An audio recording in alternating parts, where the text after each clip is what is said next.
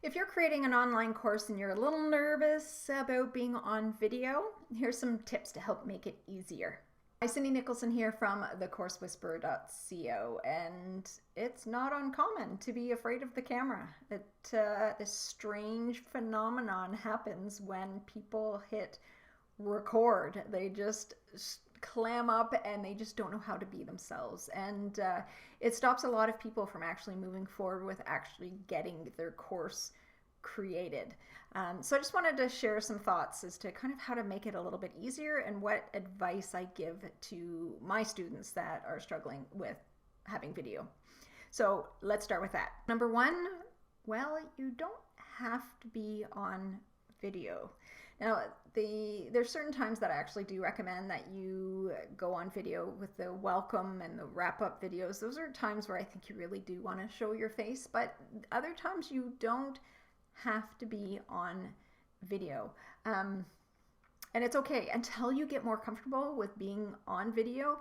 You may just need to get started and get moving with something so that you can actually get the course created. With the number of people that aren't getting their course created because they don't want to be on video, if that's holding you back, you got to get started. So you don't have to be on video, with the exception of maybe one or two 2-minute videos is all that I would recommend. So number one, you don't have to if you don't want to. So get moving forward.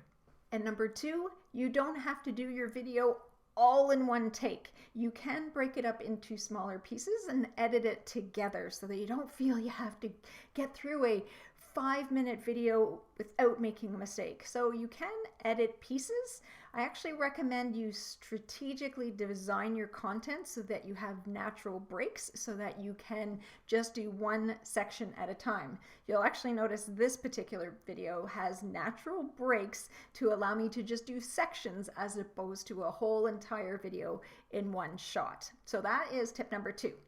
Tip number three is to try and think about it as a conversation, not a presentation. Think of it that you're just talking to one other person as opposed to a large group of people. You pretend you're talking to your friend that you've met for coffee and you're helping them, you're giving them guidance on this particular topic. Think about it as a conversation, not a presentation. It's a heck of a lot easier to feel like you're having a conversation with a friend across the table than it would be in front of a large group of people, because essentially that's what you're doing when you're creating an online course, is you are having a conversation with one other person on the other side of the screen. So think of it that way, as opposed to feeling like you've got this big formal presentation that you need to deliver in front of people. So that is my third tip. And I want to just leave you with this one final thought. It gets easier. The more you do it, the easier it becomes. So you just have to get started, and then it will get so much easier for you. But I want you to make some progress because that course is waiting for you to get done. So those are my thoughts. Number one, you don't have to do as much video as you think. Number two, you break it down, your video, into pieces so you don't feel like you have to complete a whole lesson at once.